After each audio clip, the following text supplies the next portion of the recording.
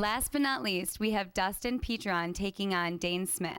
My name is Dustin Michael Petron. I'm from New Ulm, Minnesota. I've always been a big fan of the sport, and I knew a guy that was training people, and he told me, my buddy said he was going to train with this guy. Practiced that one day. I think we grappled for like 2 hours. And the next day, I remember waking up and every single muscle in my body hurt, and I was hooked, just like that. All I do is work, you know. And then when I'm not working, I'm training. I think we're all pretty evenly matched. Do I feel I'm a dark horse? Yeah, most definitely.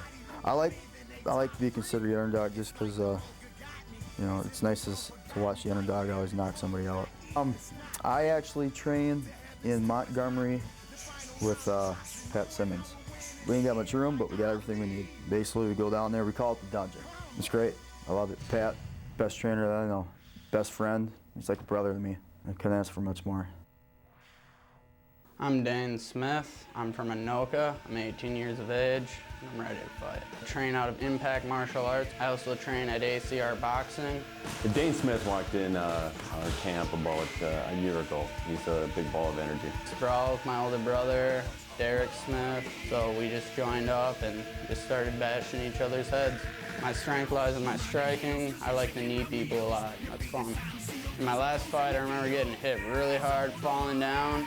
And then I was like, screw this, I'm not gonna lose. Well, if I had the option between knocking a guy out and making him tap, I'd probably take knocking him out just because it relies on my strengths, but if a guy gives me up his arm or his shoulder bone, I'll tear it out.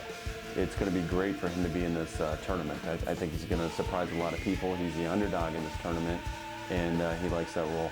Dustin Petron comes from a smaller camp, kind of like ourselves. Dustin better bring a chin, you know, because Dane will hit him. All right, Coach, how do you see this one going down?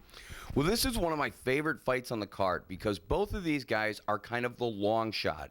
They both have the thinnest records and they both have been training the least amount of time. But the great thing about them is they're both coming so hungry, and they've got camps that are so willing to do anything to push these two guys over. Their camps are putting everything they have into these two fighters. And if you looked at these two in comparison to the rest of the pool of 8, maybe they don't look like they stand a chance.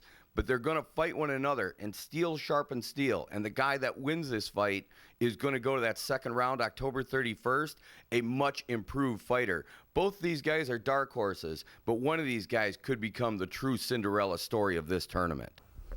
Well, September 12th is going to be quite a night.